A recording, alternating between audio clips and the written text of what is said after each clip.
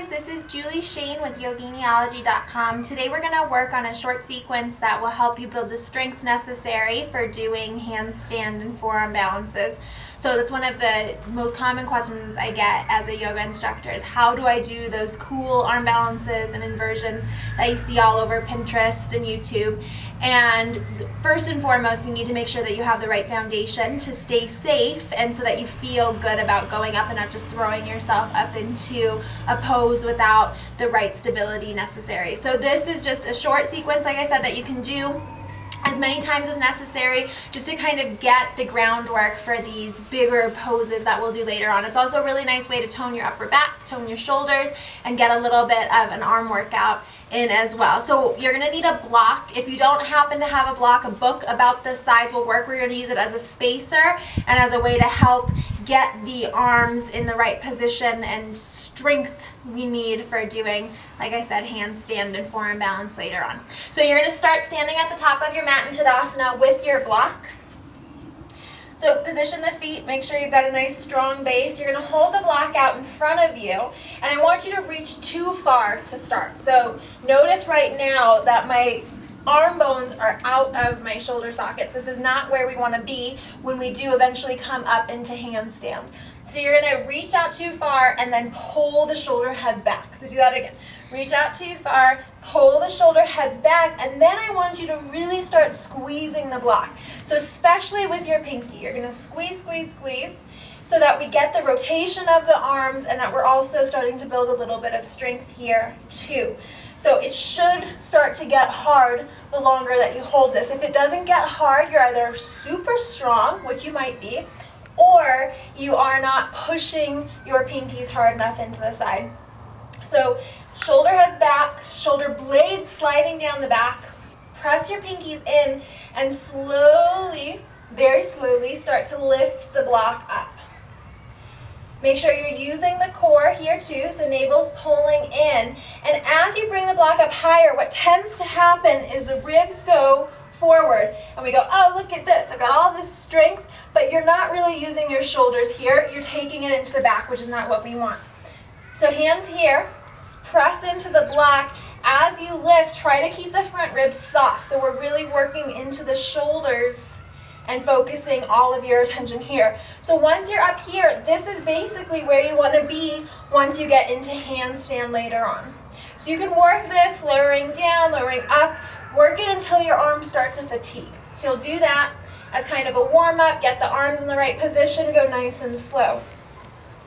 Once you get that, you're going to place the block at the top of the mat, place the hands by the block, and step back to a downward facing dog just to kind of stretch it out. From here, we're going to come down onto the forearms. Bring your thumbs right outside the block. So it's going to be down on the mat, your thumbs just on the sides of the block, and this is going to act as a spacer to make sure the hands don't start to slide together. So down on your forearms, palms flat on the ground. Either side of your block is coming into that L on your hand. Press through the forearms and start to lift the hips up. This is a lot of times called dolphin pose. So as you press your forearms down, try to lift out of the shoulders and get that same action we just did when we were standing. As you gain more flexibility in the shoulders and in the legs, you're going to start to walk the feet in a little more. The closer you walk your feet in, the harder it gets. So get a lot of strength going here. Gaze is going to be slightly forward. You should just be able to see your thumb. And you'll take a few breaths here. Drop the knees when you need to rest. Take child's pose when you need to. And keep working that to help build that strength necessary there. From here, what we're going to do, move the block to the side. Place the hands under the shoulders like you're coming into plank, and we're going to work a little bit in Vashisthasana. So you're going to take the outer edge of the right foot to the mat. You can either stack the left foot on top if that's comfortable, or keep the left foot in front, kind of like a kickstand. Make sure the right hand is right under the shoulder, slightly in front. Left hand starts to come up. You want to take your hand to your ribs. Make sure the ribs are moving back, left hip stacking on top of the right. And eventually we work on lifting the left arm up. We're strengthening the shoulder, the rotator cuff on the right side. Maybe your gaze comes up. Stay there for as long as you can.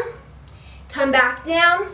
Rest if you need, or go right to the other side.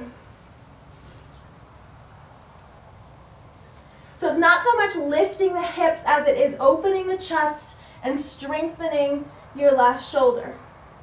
Come on down. As you get more practiced with Vashisthasana side plank, there's a lot of cool variations that you can do from there. And this pose is just really nice, like I said, for strengthening the arms a lot.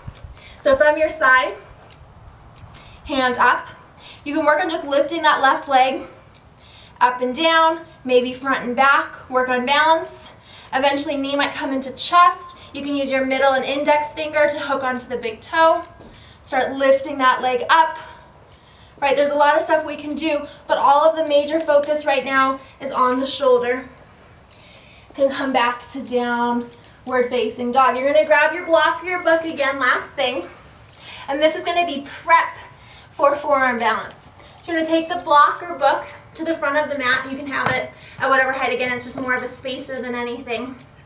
You're gonna bring your hands, just as we did in that L shape, down onto the mat. Come back into dolphin. Walk your feet in as much as you can. Make sure we're not sinking. So this is sinking, this is good. Not here, up here. You're gonna keep pressing, walk the feet in, and just begin to lift the right foot up. See what that feels like. Go to the other side. Maybe you'll even add a little, just a little hop, right? Doesn't have to be much to start. We're just gaining a little bit of strength here. Eventually, we'll move up against the wall, start doing forearm balance against the wall. From there, you'll get the practice that you need to then eventually do it in the middle of the room. And from there, we go into handstand as well. So those are just some really nice ways. Strengthen the shoulders. We've got this out in front. Moving into dolphin, and then side plank. You can add that at the beginning or end of your yoga practice each day, and that'll help to get you the foundation you need for moving into those cool inversions later on. So let me know if there's anything else you want to see on Yoginiology. I hope you guys have a wonderful day. Namaste.